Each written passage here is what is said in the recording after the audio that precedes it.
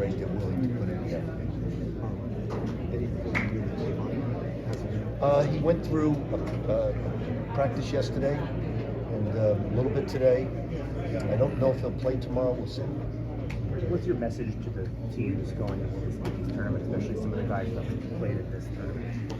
You've got to stay focused on every little thing, and you've got to cut out, with the NCAA tournament as well as Big East, you've got to cut out all distractions. You've got to ask your family to go to the games, be supportive. You're going to see your family for the rest of their life. You got to shut the phones off, and you really, really got to focus in. You guys have kind of had a target on your back for the last month or so after you've established you're the best team in the league. How much do you think that helps going into this tournament, that they've handled that hype and that extra attention so well? You know, we played a lot of these teams to the last shot. Providence was twice a 2-point game. Butler was really close. We were down at halftime to a lot of the teams. So we've had very few blowouts, a lot of very close games. Coach, they say it's hard to beat a team twice. Every team but 2 in this tournament, you've already done that. Is it hard? Is there any truth to the adage it's hard to beat a team again now for a third or second time? Well, I think if you keep on doing the same things, the other team's going to change and do things better. So you have to change each time you play a team and come up with new schemes offensively and defensively, new wrinkles, so to speak. If you just do the same things over and over, then you're probably going to get beat a third time. So sometimes if you're the best team, you'll win. If you change things, make it more difficult on the scouting, it'll be helpful. Rick, Tell us a little bit about your relationship in that night.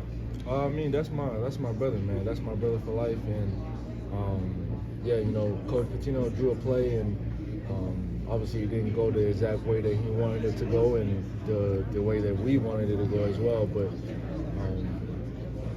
at the end of the day, that's still my boy, and that's still our teammate. And I just wanted to make him feel that that it's not a mistake. That he was still a good play. He just missed the shot, and so I took him out to dinner with my family, and just to make him feel special, and just to kind of just forget about the play and just move on to the next game. Zuby, you obviously are really tight with RJ, and I guess from your perspective, everything he went through over the summer with his shins, can you just kind of detail kind of what you've seen and how he's gotten better for that all the way to get to this point? I mean, just continuous hours of just rehab sessions, that he's went through, and he didn't have consecutive days of practicing, so it was just really tough. You could just see him on the sidelines that he wanted to go out there, he wanted to be active, he wanted to be part of the team, but his shins wasn't allowing him to fully function the way that he wanted to. So just to see him fight through adversity and just share this moment with his family, being the Big East Player of the Year, and there's nobody more deserving of that award than RJ Lewis.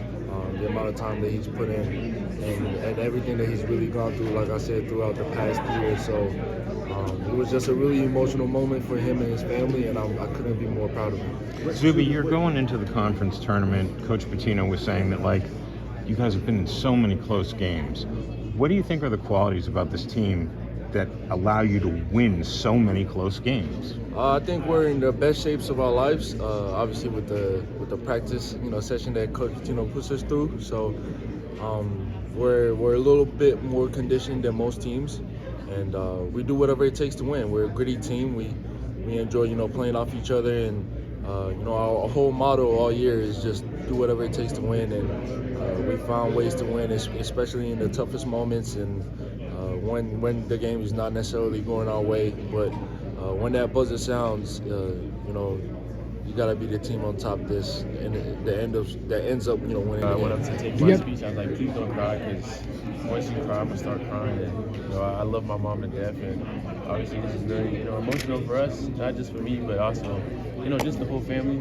And I think it's just great, and I'm blessed to have both of my parents still in my life today, as well as my two beautiful sisters. They're both here. Yeah. RJ, how do you describe the feeling of being able to come with the award after the entire season, even with Johnny's half? I have to give all the glory to God.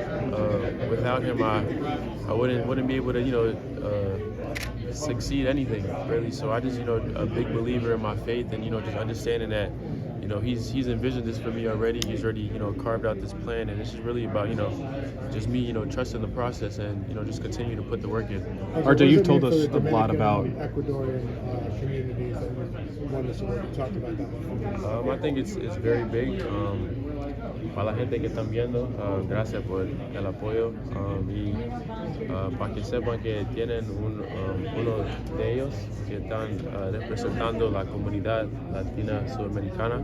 So I mean, I think it's just great, you know, obviously to be in New York and just really just to put on for those communities, which is they're very big in New York. And you know, a funny thing is if you go to Dominican Republic and you ask somebody what the state of the United what's the state of the United what's the capital? My fault.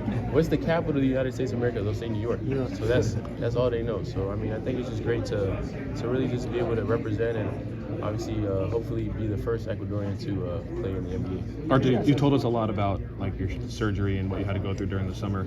I mean, did you think you would get to this point back in April, May, and June that he'd be the Big East Player of the Year? I mean, if I told you that, I think I would be lying to myself. My main focus is really just, you know, just trying to get back to myself, you know, trying to be healthy, and obviously God allowed me to do that. And you know, as the season played on, I kind of seen that I was capable of winning the award. So I mean, I think it just goes a lot to say that that you know, with determination with determination and success, you know, you can get anything done. And like I said, I got to give the credit to my teammates. You know, without them, I wouldn't be considerable of this award, just because, you know, how great of a season we've had as a whole. And like Coach Pitino says, when you play for the name on the front, the name on the back is going to prosper. So I'm just an example of that. RJ, what was the summer like? When did you have the surgeries? I had the surgery in April. And like, after what happened, and how long until you really started? I got you. I had this surgery in April. It was 2 surgeries, right? Yeah, I got them on. I mean, it was one, but I got them on both of my legs. Oh, okay. It was a muscle compartment release. So I got the surgery in April. I asked Coach P if I could do my rehab back home, you know, just to be with my family, because it was going to be a tough process. And he said that was fine. So I didn't come back to school until July 4th. And then once I got to school, I started working out. And then I didn't get to practice till until August. So it's been a long process, and I think everybody that's been in my circle has done a great job of supporting me and, you know, giving me that confidence to try to get back to myself. And like I said, I'm thankful that I'm healthy now. So you had doubts if you would after the surgery? I actually did. I didn't think I was going to be as explosive or as athletic. And the funny thing is, I'm probably jumping higher than I was last year. So shout out to Dr. O'Malley. He gave me new legs. RJ, what did it mean to have Zuby here today? That's my guy. That's my dog. Love Zuby. It was just great to have him there.